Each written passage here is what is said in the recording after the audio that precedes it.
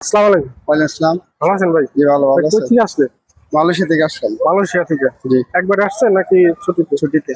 ছুটিতে ফ্যামিলি নিয়ে আসছিলেন? জি, না আমি সিঙ্গেল ছিলাম। সিঙ্গেল ছিলেন?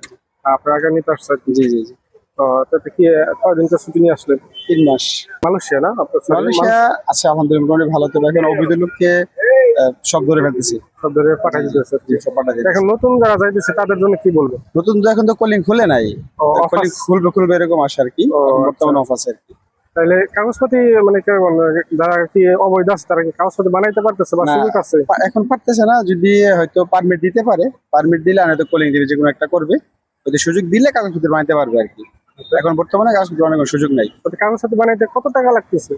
আমরা যখন লাগাইছি তখন 5 থেকে 6,000 রিঙ্গিত লাগছে, 5,000 6,000 রিঙ্গিত লাগছে। আর প্রথম এটা লাগছে, দ্বিতীয়বার রেনু করতে গেলে 4,000 6,000 রিঙ্গিত লাগে আর কি, এক বছরের জন্য। বর্তমান যে কাগজ যে বানাইতেছে, যারা বানাইতে পারতেছে বা চেষ্টা করতেছে তাদের এরকম জন্য 5,000 6,000 টাকা লাগতেছে। সেরকমই লাগতেছে। জি রিয়াল রিঙ্গিত। ঠিক আছে ভাই, ধন্যবাদ ভাই, ভালো থাকবেন। আসসালামু আলাইকুম। এখন দর্শক, বড় ভাই কিন্তু আপনাদেরকে বলে দিল যে কত টাকা লাগবে কাগজপাতি বানাইতে। যারা অবৈধ আছেন তারা কিন্তু দ্রুত কাগজপাতি বানাই দেন, আর যারা অবৈধ আছেন তারা কিন্তু ধরে ধরে বাংলাদেশে পাঠিয়ে দিতেছে। সাবধানে থাকবেন, সুস্থ থাকবেন, ভালো থাকবেন। আসসালামু আলাইকুম।